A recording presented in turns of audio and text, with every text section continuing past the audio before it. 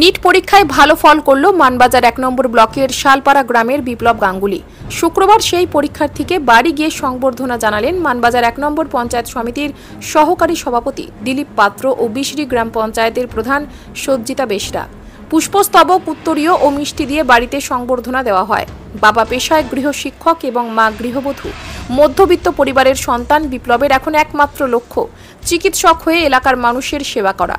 বাড়িতেই অনলাইন কোচিংয়ের মাধ্যমে পড়াশোনা করে ২০২৪ সালে বিপ্লবের নিট পরীক্ষায় সর্বভারতীয় স্তরে র্যাঙ্ক হয়েছে ২১,৮৬৪ এবং EWS ক্যাটাগরিতে র্যাঙ্ক ২,৬৫৭।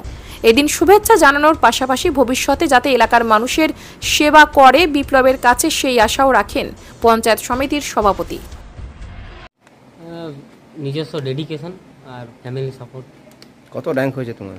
২১,৮৬৪। EWS এ কি কত র্যাঙ্ক হয়েছে? জেনারেল EWS এর র্যাঙ্ক ২১০০ সামথিং। কেমন লাগছে তোমার? খুব ভালো লাগছে। কত ঘন্টা করে পড়তে? রোজ 8 to 10 আওয়ার্স। আর কোচিং কিভাবে নিতে? কোচিং অনলাইন, পুরোটাই বাড়িতে। বাড়িতে কি হতে চাও? ফার্স্ট এম তো ডাক্তার হওয়া, তারপরে MD MS আছে। তার নাম? নাম বিপ্লব গাঙ্গুলি। আমাদের এলাকা শুধু নয়, আমাদের গ্রামের ছেলে বিপ্লব গাঙ্গুলি। আমি হয়তো ওকে ভালো করে চিনিই না, কিন্তু ওর সাফল্যের কথা যখনই শুনলাম তখনই ভাবলাম যে আমরা ক্ষুদ্র হলেও ওকে একটা সম্বর্ধনা দেব এবং যাতে আগামী দিনে ও আরও উচ্চ লক্ষ্যে পৌঁছাতে পারে এবং ডাক্তার হয়ে যাতে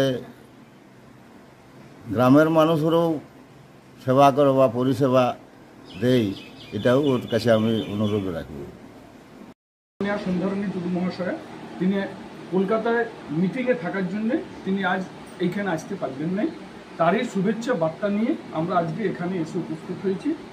আগামী দিনে তিনি খুব শীঘ্রই হয়তো এখানে দেখা করে যাবেন এবং তিনি এই বার্তাও দিয়েছেন যে এই চলার পথে এই সাফল্যের শীর্ষে ওঠার ক্ষেত্রে যদি আমাদের পক্ষ থেকে কোনো সাহায্যের প্রয়োজন হয় আমরা সর্বত্র এই সাহায্যের হাত বাড়িয়ে দেব এবং আগামী দিন তোমার ভবিষ্যৎ উজ্জ্বল হোক, শুভ হোক, মানবাজারের গর্ব বাড়ুক, শালপাড়ার গর্ব বাড়ুক, এইটুকুন আশা রেখেই আজকের এই আমাদের ক্ষুদ্র প্রয়াস আমি তোমার সাথে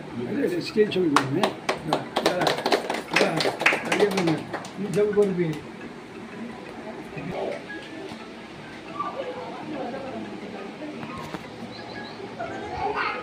হয়েছে।